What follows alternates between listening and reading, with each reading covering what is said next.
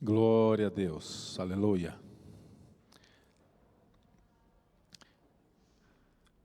Abra a tua Bíblia comigo, meu irmão e minha irmã, na primeira carta de Paulo aos Coríntios, capítulo 11, verso 26. Carta de Paulo aos Coríntios, capítulo 11, verso 26. Porque todas as vezes que comerdes este pão e beberdes o cálice, anunciais a morte do Senhor até que Ele venha. Porque todas as vezes que comerdes este pão e beberdes o cálice, é a centralidade da nossa fé, né? Anunciais a morte do Senhor até que Ele venha. Pai, fala conosco nessa noite. Clamamos Tua graça derramada sobre nossas vidas. Dá-nos, ó Deus, a inspiração que necessitamos, que precisamos, para sairmos daqui, Senhor, com esta palavra queimando dentro dos nossos corações, e que essa palavra possa nos ajudar, Senhor, a entendermos o que precisamos fazer até que Jesus Cristo volte, em nome de Jesus, amém. O título dessa mensagem é Até que Ele venha, até que Ele venha. O que devemos, eu e você, fazer até que Ele venha? Qual que é a nossa missão até que Ele venha? E eu quero falar um pouquinho sobre o contexto da carta, antes de entrarmos propriamente no tema da mensagem.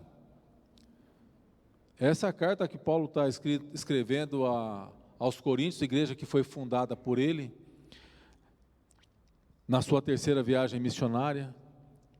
O apóstolo Paulo, ele fica 2 anos na cidade de Corinto, até estabelecer essa comunidade cristã ali, ensinando e pregando o evangelho, e testemunhando e tudo mais. E lembrando o contexto dessa cidade, Corinto, uma cidade cosmopolita, possuía um grande centro urbano, era uma cidade portuária, e o principal centro de comércio. Era a cidade mais importante da Acaia. A Acaia era uma importante província romana, muito cobiçada pelos senadores romanos que disputavam pelo cargo daquela cidade, do governo daquela cidade. Era uma cidade bem importante. Uma província muito importante, e a cidade também. E por se tratar de uma cidade portuária, vinha pessoas de todos os lugares, de todas as partes do mundo vinha, e era uma cidade muito idólatra, e a cidade promovia a idolatria para toda essa gente que vinha de todos os lugares. Havia ali muita imoralidade, muita idolatria, e havia vários templos, inclusive o templo de Afrodite, que era a principal deusa ali deles, a deusa do amor. Afrodite é a deusa do amor, ela era adorada, ela tinha o seu templo, na sede ali, o seu templo sede na Acrópole, que ficava a cerca de 560 metros, na parte mais alta da cidade. O culto a essa suposta deusa envolvia relações sexuais, muita imoralidade, havia prostituição cultural, o que gerava muito lucro. Os comentários dizem que havia por volta de 1.000 prostitutas cultuais em Corinto, só ali para envolver esse culto que envolvia essa deusa. E a prostituta cultual, para se diferenciar das demais mulheres, aí que a gente vai entender o que Paulo fala sobre raspar a cabeça, não permitir que mulher fale, naquele contexto, né? A mulher, ela, para se diferenciar, elas raspavam o cabelo. Elas tinham seus cabelos raspavam. Assim, todos aqueles que vissem uma mulher com o cabelo raspado sabiam que se tratava de uma prostituta cultual, a serviço do templo de Afrodite. E o objetivo da carta de Paulo, quando ele escreve, é que essa igreja, que era composta majoritariamente de gentios, sem a presença do apóstolo Paulo, então, que havia ficado 2 anos naquela igreja, a igreja havia caído em divisão e desordem, imoralidade também, e isso resultou em muitos problemas que são tratados por ele na carta de Paulo aos Coríntios. O comentário da Bíblia de aplicação pessoal, ele nos informa que os irmãos da igreja de Coríntios haviam enviado a Paulo uma lista de perguntas para que Paulo pudesse responder e tratar dos problemas que a igreja estava enfrentando. Então Paulo responde cada uma dessas perguntas no intuito de corrigir a igreja, de exortar a igreja e trazer a igreja com base na palavra de Deus, para que a igreja pudesse perceber qual deveria ser o seu testemunho, a sua conduta cristã até a volta de Cristo, como que eles deveriam viver em Cristo. Então, aí que a gente vai perceber algumas instruções acerca do casamento, acerca da liberdade cristã, da adoração pública, da ressurreição. Paulo vai tratando desses assuntos. E um dos propósitos da carta é oferecer, então, soluções a esses problemas que são identificados entre esses crentes, talvez liderança cristã, para que eles pudessem ter discernimento de como viver como cristão numa sociedade corrupta, numa cidade daquele porte. E quando a gente, então, se inteira do contexto dessa cidade, a gente vai ver que não é muito diferente dos nossos dias. Nós moramos num grande centro, uma grande cidade, e tudo isso também faz parte do nosso cotidiano, e nós precisamos refletir nessa frase que o apóstolo Paulo, ele profere aqui, no verso 26, no capítulo 11 que lemos: todas as vezes que comerdes este pão e beberdes o cálice, está falando da comunhão da igreja. A mesa é o centro da igreja, é o centro da comunhão da igreja. E ele diz: vocês estão anunciando a morte do Senhor, até que Ele venha. Então, estabelecido essa breve introdução acerca da cidade, da igreja, os problemas que estavam sendo tratados ali, o que você e eu, o que precisamos saber e fazer até que Ele venha? São os 4 pontos que eu separei para nós meditarmos um pouquinho. Então, primeira coisa que eu e você precisamos, e que a igreja precisava, é que até que Ele venha, nós precisamos ter e desenvolver uma vida de oração. Orar a Deus, desenvolver uma vida. Ao presidir a ceia, aqui é o contexto, é da ceia, Jesus oferece uma oração de gratidão no partir do pão. Jesus tinha uma vida de intensa comunhão com Deus.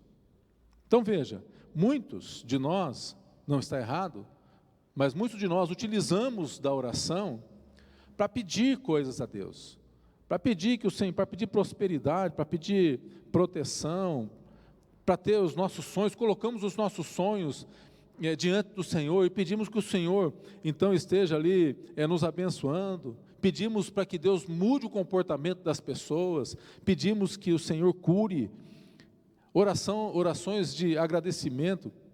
De fato, a oração, ela pode proporcionar tudo isso e muito mais, mas esse não é o principal objetivo da oração. Primeiro que esse não é o principal objetivo, isso faz parte, mas eu quero que você entenda, e eu quero ler um texto com você que está no livro de Apocalipse, porque parece que a oração da gente é uma oração que a gente ora, e você já ouviu essa expressão? Hoje a minha oração parece que não saiu do teto. Essa é a impressão, já ouvimos essa expressão. Orei, mas parece que nada aconteceu. Então, veja a visão que João teve na ilha de Patmos acerca das orações, das nossas orações, acerca da oração da igreja. Então, em Apocalipse capítulo 8, verso 1, diz assim: quando o cordeiro abriu o 7º selo, houve silêncio no céu cerca de meia hora. Então viu os 7 anjos que se achavam em pé diante de Deus, e lhes foram dadas 7 trombetas. E veio outro anjo e ficou de pé junto ao altar, com um incensário de ouro. Preste atenção. E foi-lhe dado muito incenso, para oferecê-lo com as orações de todos os santos. Ó a minha oração e a tua oração aí. Perceba que essa é uma visão que João teve do futuro. Aqui estão as nossas orações, a minha oração, a oração que você fez hoje de manhã está aí. Essa é a visão que João teve do futuro das coisas.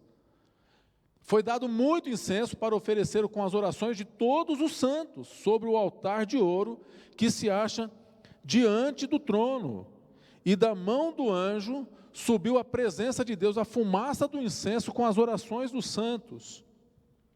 E o anjo tomou o incensário, encheu do fogo do altar e o atirou à terra. E houve trovões, vozes, relâmpagos, terremoto. A tua oração está lá, na visão de João, que ele vê uma multidão de gente que já havia sido salva e que está sendo salva.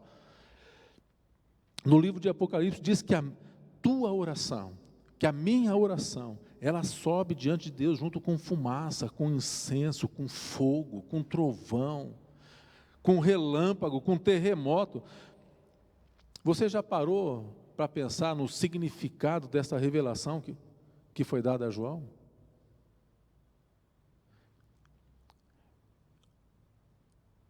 Precisamos intensificar a nossa vida de oração. Ter uma vida, porque tudo começa. Então, veja, a oração não é só para pedir coisas. A oração não é só para pedir cura, proteção, realizar os sonhos. Enfim, a oração, segundo a revelação que João nos fornece aqui no livro de Apocalipse, ela abala os céus. Os céus ficaram em silêncio quando as orações chegam. Você consegue perceber? Deus dizendo assim para os anjos: olha, agora silêncio, eu quero ouvir o que o meu filho está falando. Eu quero ouvir porque é importante.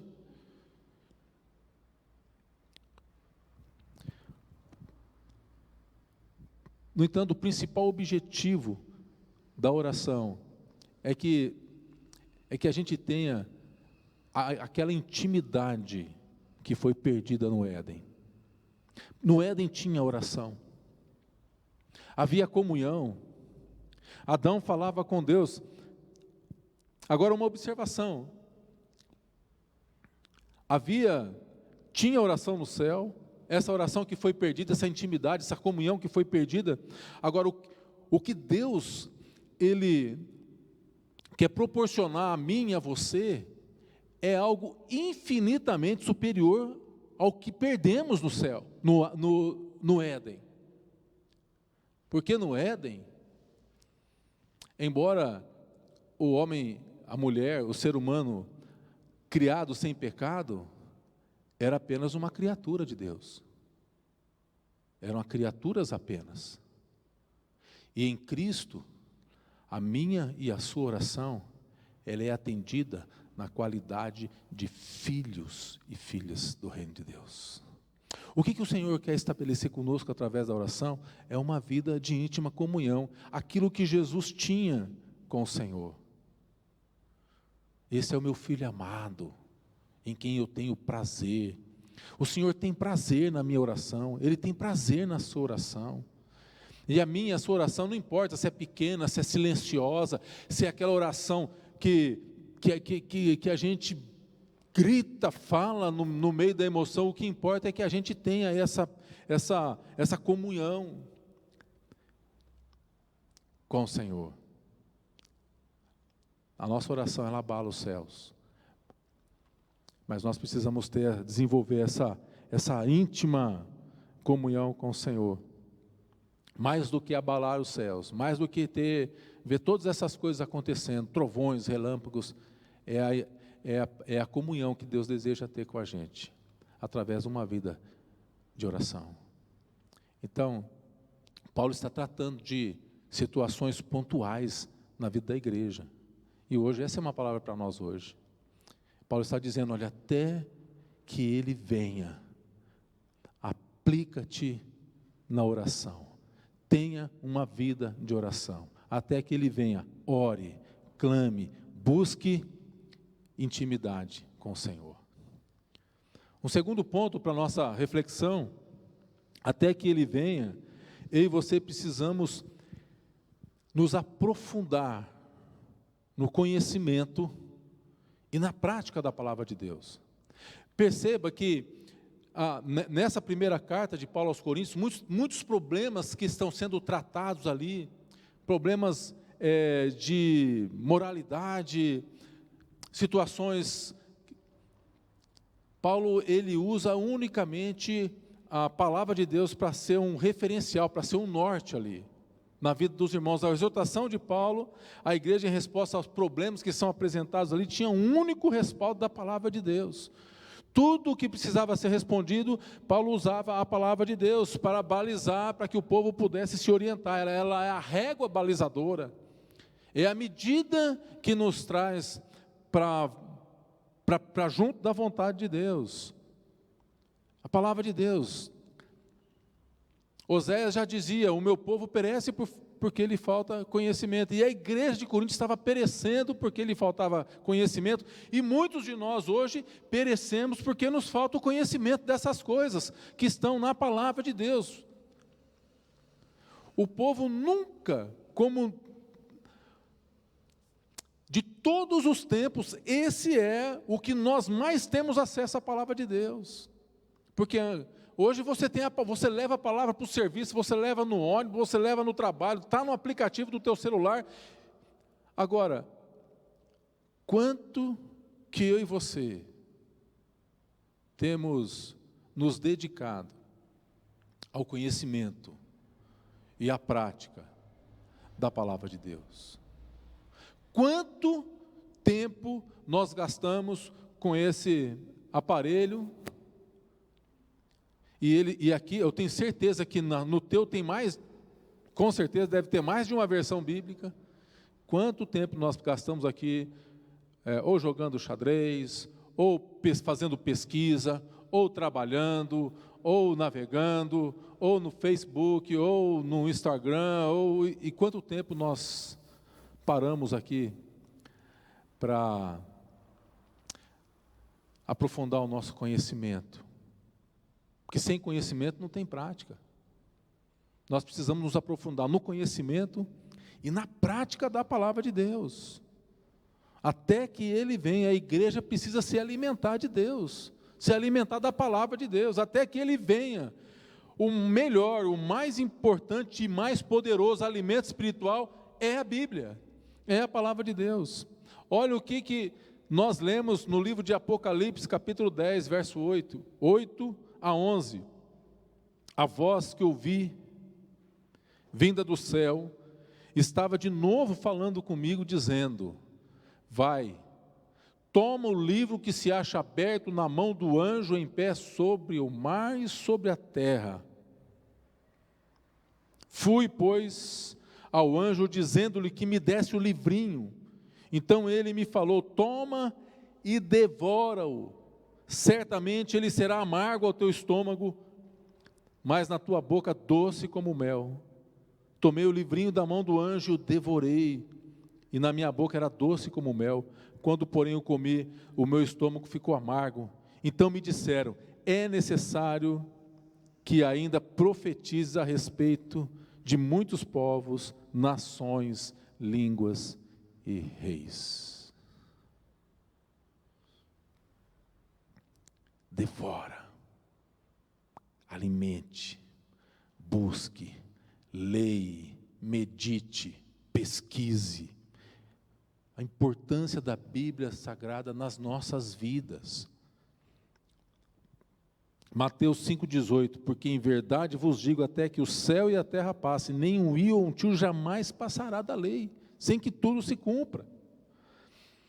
Embora conceitos mudem, ideologia mude, política muda, nós estamos agora na iminência de talvez uma mudança de ideologia no maior poder da nação, né? No executivo, né?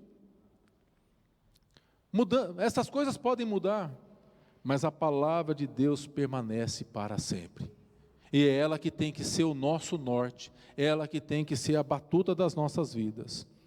A palavra do Senhor diz em Isaías 48, seca-se a erva, 48, cai a sua flor, mas a palavra do nosso Deus permanece para sempre. Então veja, a igreja, ela foi chamada para proclamar a palavra de Deus, não palavra de homens, não ideologias, mas a palavra de Deus.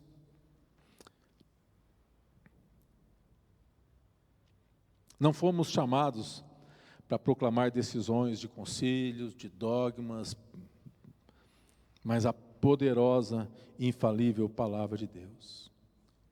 E esse mesmo homem que está escrevendo essa carta aos Coríntios, ele escreve aos Romanos, no capítulo 1, verso 6, não me envergonho do Evangelho, porque é o poder de Deus.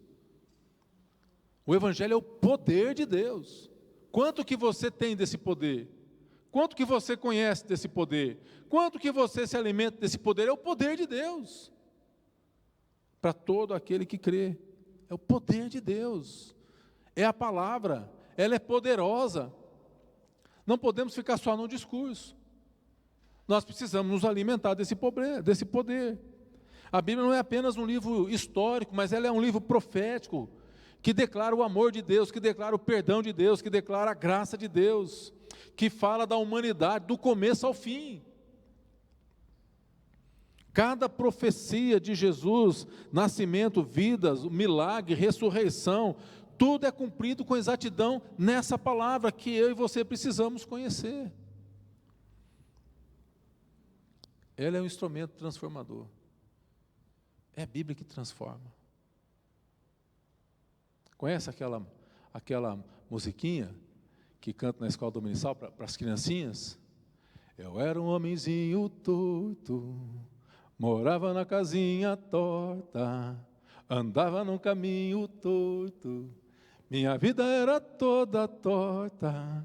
Um dia o homenzinho torto a Bíblia encontrou, e tudo que era torto Jesus endireitou. A Bíblia transforma, gente. A Bíblia transforma, ela é transformadora. Se tivéssemos tempo aqui agora, hoje, para dar testemunho, para ver o quanto que ela transformou da minha vida, da sua vida, nós íamos nos surpreender com os testemunhos de quanto que a Bíblia já fez. Essa palavra aqui tem poder. E nós precisamos nos alimentar dessa palavra, porque ela é viva. A palavra de Deus, ela é viva. Ela é espírito de vida. Na segunda carta de Paulo aos Timóteo, capítulo 3, versos 16 e 17, toda a escritura é inspirada por Deus, útil para o ensino, para a correção, para a repreensão, para a educação na justiça, a fim de que o homem de Deus seja perfeito e perfeitamente habilitado para toda boa obra. O prefácio da Bíblia de Genebra fala sobre a importância da Bíblia. Ela é a luz para os nossos caminhos, chave para o reino dos céus, nosso consolo na aflição. A Bíblia é nosso escudo e espada contra Satanás. A Bíblia é a escola de toda a sabedoria. A Bíblia é o espelho em que contemplamos a face de Deus. A Bíblia é o testemunho ao seu favor, o único alimento e nutrição das nossas almas. E são muitas as figuras descritas na própria Bíblia acerca da eficácia e da importância deste livro para o ser humano. Tiago 1,23 diz que ela é espelho que permite ver quem realmente somos. Em João 4,14 diz que ele é a fonte da água viva que jorra para a eternidade. Salmo 119, 5 é lâmpada para os nossos pés, luz para o caminho que nos dá a direção. Em Efésios 6,17, ela é o capacete da salvação, a espada do Espírito contra o inimigo. Na primeira carta de Pedro 2,2 é leite espiritual. Em Salmo 19,10 é o alimento mais doce que o mel. Em Jeremias 23, 29 é fogo e martelo que derruba e edifica, que julga e purifica. Por isso eu e você, até que Ele venha. Nós não precisamos fazer isso assim, mas uma porção, um pouquinho de cada dia. Conhecer a palavra, buscar, porque a Bíblia afirma que ela é que nos conduz, ela que nos fortalece, ela que alegra o nosso coração, ela que traz esperança, que traz luz para o nosso entendimento. É a palavra de Deus que nos permite continuar perseverando até o fim, obviamente, junto com a graça, junto com o Espírito Santo, que nos fortalece e que faz com que não seja apenas letra morta, mas palavra viva, que edifica.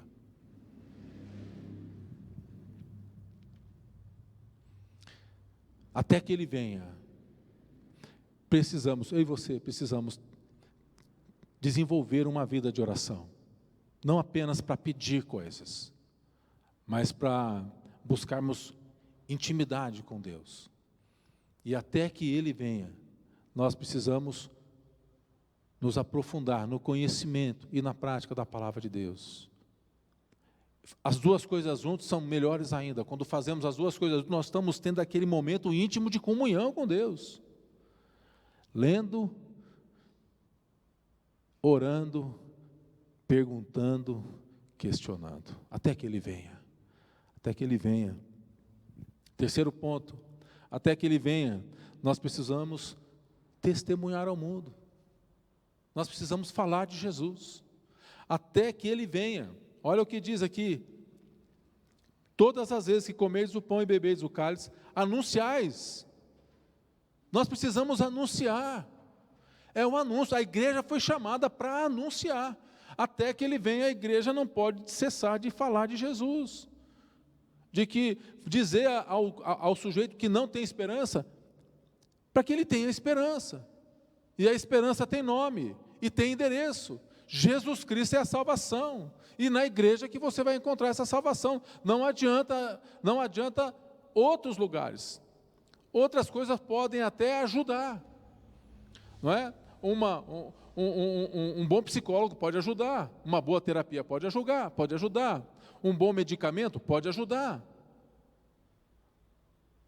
Mas o que vai resolver mesmo o problema é o endereço, é falar do nome de Jesus, é falar do nome daquele que ressuscita, daquele que dá conta do recado. Precisamos anunciar ao mundo a morte de Jesus, até que Ele venha, até porque Ele morreu para que nós tivéssemos vida. Ele morreu para que nós tivéssemos esperança. Ele não apenas morreu, Ele morreu e Ele ressuscitou. E essa é a nossa esperança, não importa o quão difícil esteja, não importa o quão no fundo do poço eu me encontre, Jesus Cristo Ele vai dar um jeito. Jeremias estava no fundo do poço, Daniel estava na cova dos leões, Sadraque, Mesaque e Abednego estava na fornalha de fogo, Moisés foi lançado no mar para morrer, no rio.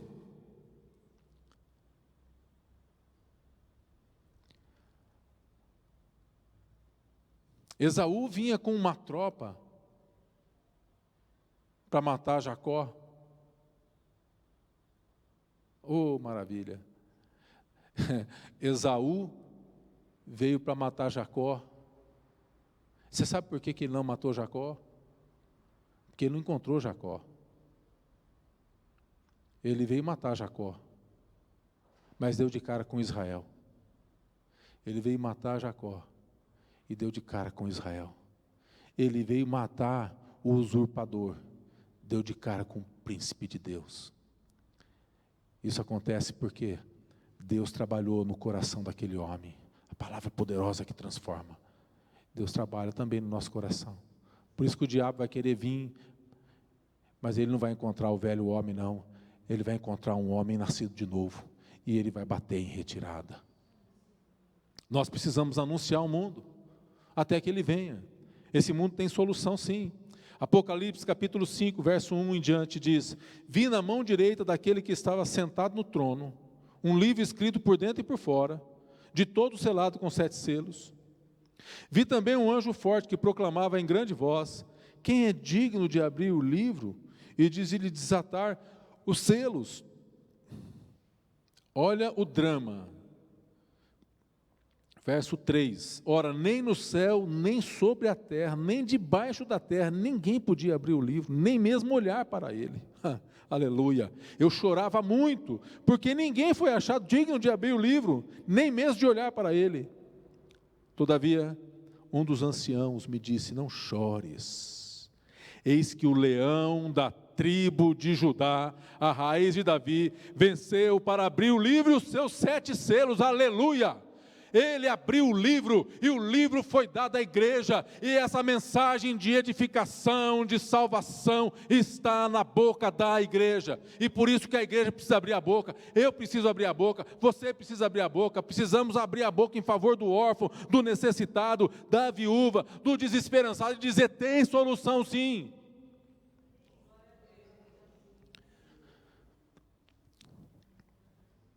Esse livro, ele traz a mensagem que a humanidade precisa ouvir até que ele venha. O mundo precisa ouvir a mensagem desse livro. É um projeto de salvação. A salvação já foi executada e todo ser humano precisa saber até que ele venha, para que todo joelho se dobre, para que todos tenham a oportunidade de salvação. Embora os telejornais anunciam e noticiam projeções de que o mundo vai acabar, de que vai mal ou pior, não, a Bíblia diz que o mundo que Deus criou caminha para um final feliz.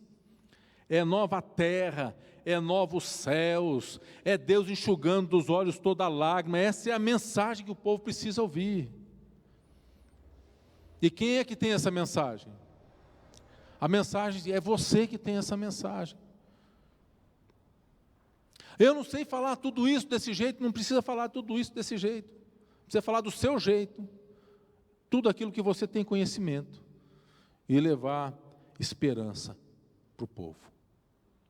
Certa feita, quando Paulo e Silas, eles chegam em Tessalônica e acontece uma situação, está registrado lá no capítulo 17, verso 1 em diante.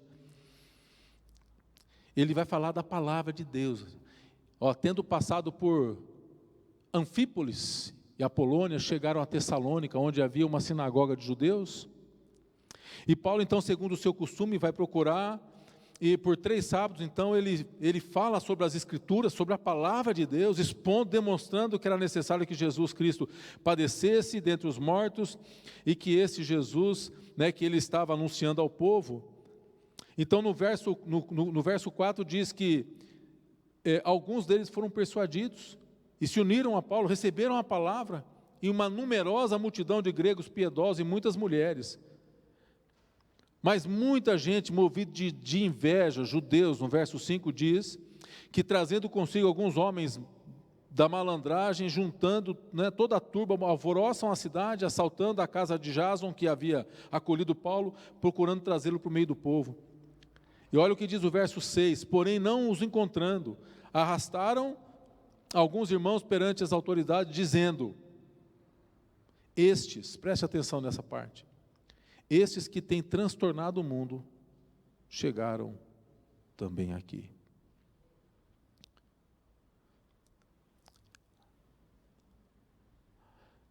A palavra daqueles homens era reconhecido de que as coisas mudavam, as coisas aconteciam. Eles eram abalados. Paulo e Silas, eles através da palavra, eles traziam agitação, não apenas para o mundo natural, mas também para o mundo espiritual. A palavra de Deus precisa trazer agitação. A minha palavra, o meu testemunho, nós precisamos declarar o senhorio de Jesus Cristo sobre as nossas vidas. A igreja foi estabelecida e designada por Cristo para abrir a boca e levar essa mensagem. E essa mensagem não é a mensagem que o pastor leva. Essa é a mensagem que o corpo de Cristo leva, que a igreja leva, que eu e você levamos, até porque você tem acesso a pessoas que o pastor não tem acesso. E Deus vai usar o teu jeito, o teu sorriso, a tua forma de ser, até que Ele venha. A igreja, você, eu, temos que abrir as nossas bocas e falar desse plano de salvação. Agora, é óbvio que o mundo espiritual, as trevas não vão ficar inertes. É claro que eles não vão ficar, no entanto, a palavra de Deus diz que que Jesus Cristo nos deu autoridade para pisarmos serpentes e escorpiões. Você tem autoridade. Nós temos autoridade no nome de Jesus Cristo. Lucas 4,18. O Espírito do Senhor está sobre mim, pelo que me ungiu para evangelizar os pobres, enviou-me proclamar libertação aos cativos, restauração de vista aos cegos, pôr em liberdade os oprimidos. A igreja precisa se levantar no poder e na autoridade de Jesus Cristo. Eu me levanto no poder e na autoridade de Jesus Cristo. A Bíblia diz: onde pisar as plantas dos vossos pés, eu tenho vos dado como possessão. Então, não importa, lá no teu trabalho, você pisa, você põe a planta dos seus pés, seja uma bênção lá no teu, faça o melhor, seja o melhor profissional. Você é empregado, seja o melhor patrão. A Bíblia diz que Deus estava em Cristo reconciliando consigo o mundo, e que confiou a nós, a você, a mim, não aos anjos, confiou aos homens transformados o ministério da reconciliação. É a responsabilidade nossa. Até que Ele venha, nós temos, eu e você temos a responsabilidade de levar essa palavra, de falar de Jesus. Muita gente vai fazer cara feia, vai discordar, mas nós não podemos ter medo de cara feia. Nós não temos medo de cara feia. Deixe que falem, que as pessoas olhem para nós e deem de cara com a presença de Deus. Assim como Esaú caçou Jacó, deu de cara com Israel. Ao entrar em nossas casas, que as pessoas possam ver o peso da glória de Deus dentro dos nossos lares. Que as pessoas possam ver o peso da glória de Deus nas decisões que tomamos, nas nossas palavras, na nossa conduta, no nosso modo de agir. Que nós possamos manifestar o poder da glória de Deus. E nós precisamos, agora depende de nós crermos nisso. Isso é para você, para mim, para você que está aí. É isso que Deus espera de nós, um povo de fé, comprometido com a palavra dEle. Homens e mulheres que oram, que buscam o conhecimento da palavra, que se aprofundam na prática da palavra de Deus, e que não percam oportunidade de falar do nome de Jesus, de levar esperança para o povo, e que o Senhor, pelo seu Espírito, nos dê o discernimento de sabermos como agir, porque nem sempre precisamos, algumas vezes precisamos ser politicamente corretos, acompanhar, ter um tom ameno, outras vezes precisamos ter tom severo, precisamos falar com a autoridade que o Senhor nos dá. Não precisa ter dom para falar, precisa falar.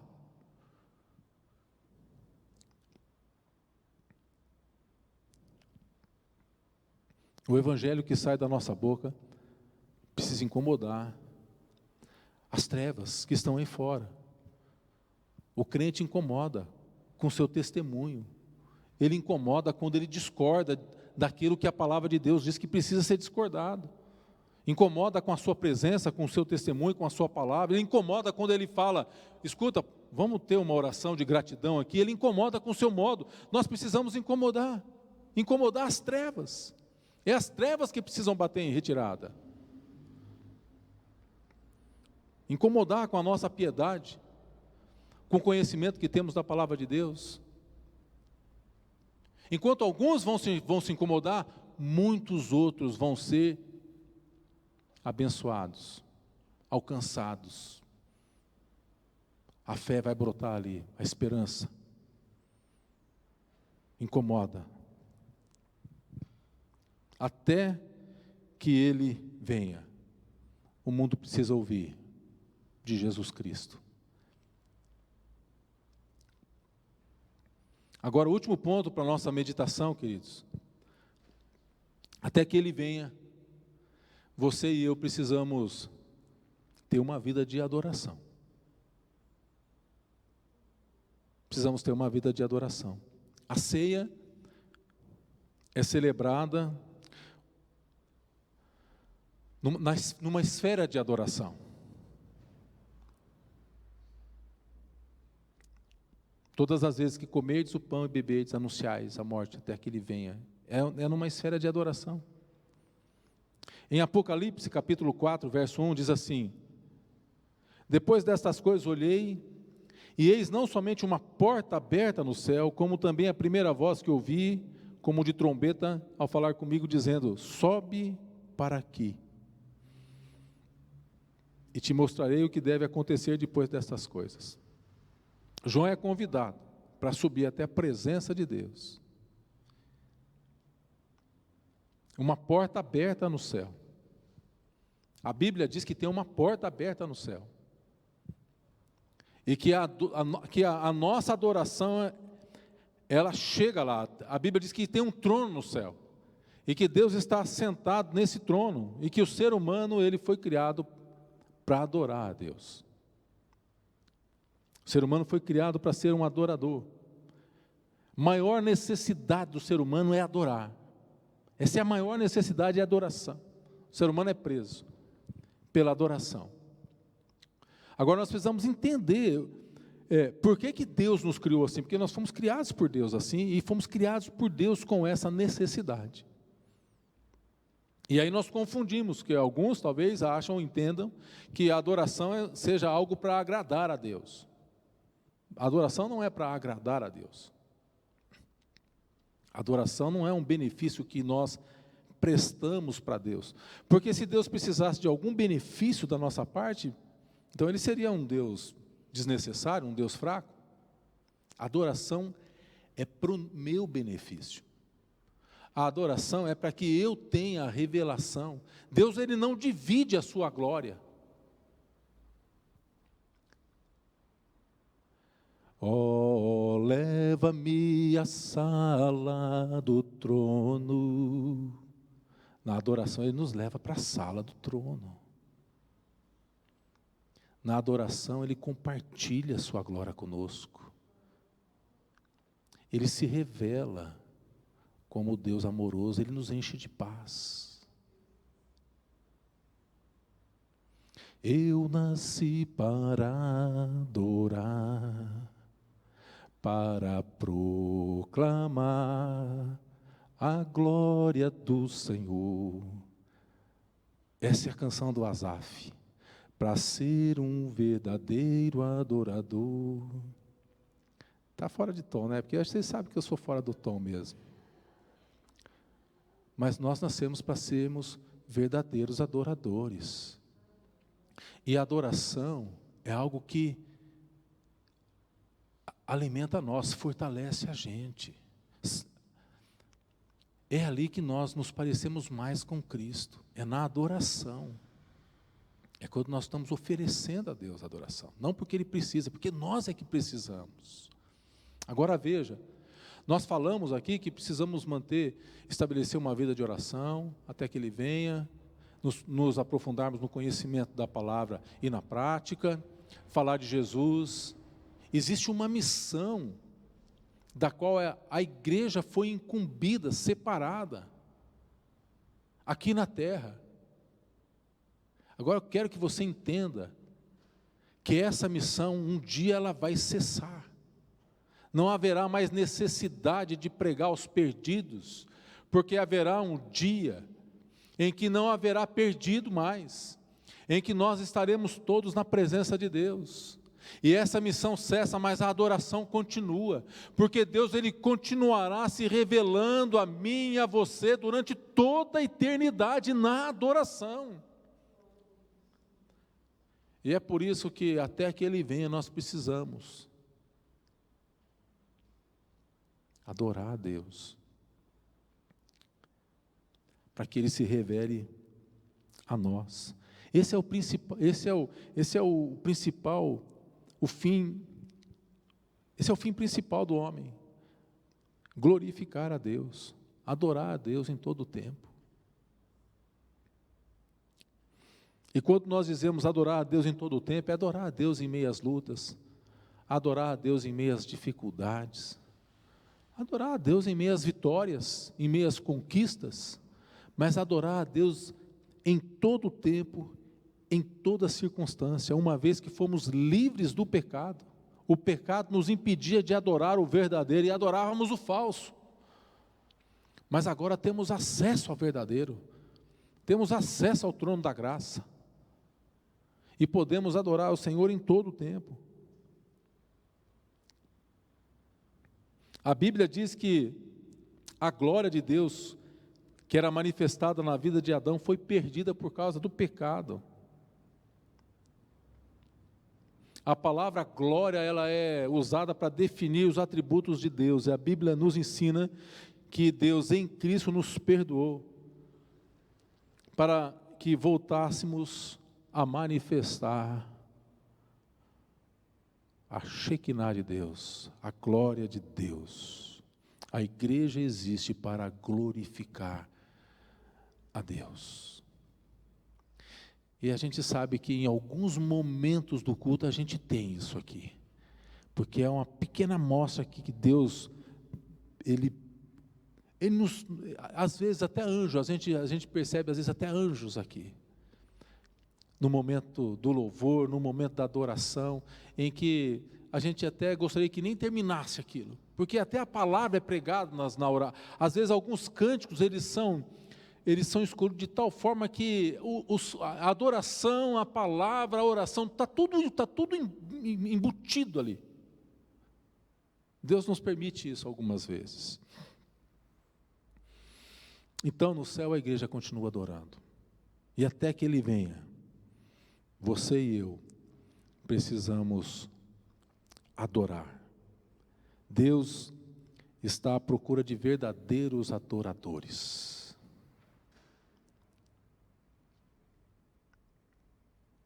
Não há palavra capaz de descrever um momento de adoração.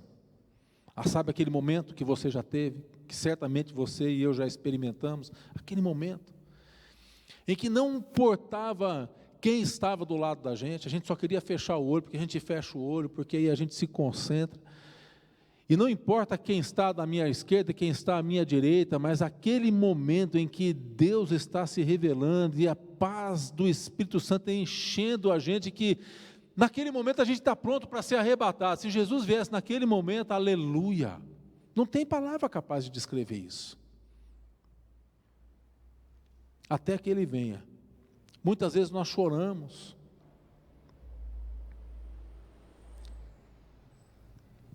começamos a engrandecer ao Senhor, e começamos a adorar e desfrutar da presença de Deus.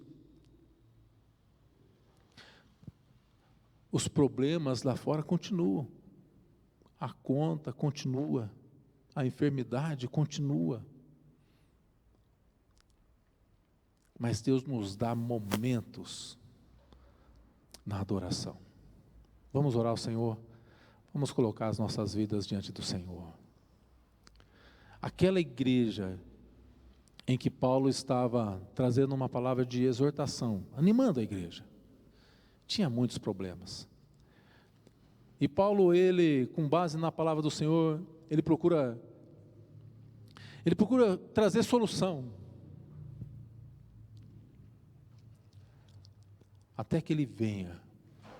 Nós precisamos desenvolver uma vida de intimidade, de íntima comunhão com Deus através da oração, nos aprofundando no conhecimento, na prática da palavra de Deus, não perdendo a oportunidade de falar deste amor. tendo esse momento indizível, como nós lemos hoje pela manhã, da adoração. Fecha os teus olhos. Pai, nós precisamos disso, Senhor. Eu preciso disso. Nós precisamos, Senhor, desenvolver cada uma dessas áreas, entendendo que cada uma delas nos ajudam a chegar na outra, até sermos verdadeiros adoradores. Porque a tua palavra diz que nós adoramos a ti quando frutificamos. Adoramos a Deus. Está escrito lá, Senhor, no Evangelho de João, que adoramos a Deus dando muito fruto. E só nós o podemos fazer na dependência do teu Espírito, embaixo de oração, do conhecimento e da prática da tua palavra. Não deixando de falar de Jesus. Faça isso na minha vida, faça isso na vida do meu irmão também. E você, meu irmão e irmã, que gostaria hoje de estabelecer uma meta de crescimento e fortalecimento espiritual. Hoje, Senhor, eu quero fazer um propósito de buscar o Senhor na oração. Não precisa ser aquele horário marcado, mas como diz a palavra, orando sem cessar. É orando quando se deita, orando quando se levanta, orando quando se alimenta, orando quando se locomove, orando enquanto trabalha e executa, colocando tudo diante do Senhor em oração, dependendo dEle. Faça isso nessa noite e conhecer a palavra. Não precisa fazer aquela leitura de meia hora, mas leia, não deixa todos os dias de ler, nem que uma pequena porção, e que aquela porção possa falar com você, e possa se alimentar, e ser aquele fator que transforme. Faça isso, Senhor, em nossas vidas. Queremos ser verdadeiros adoradores, ó Pai. Nós dependemos do Teu Espírito, dependemos da Tua graça. Levanta esse meu irmão e essa minha irmã que estão fazendo esse propósito, Senhor, contigo nesta noite. Para que ao findarmos a nossa missão, a gente continue uma vida de adoração e de contínua revelação e manifestação da sua graça em nossas vidas, em nome de Jesus. Amém.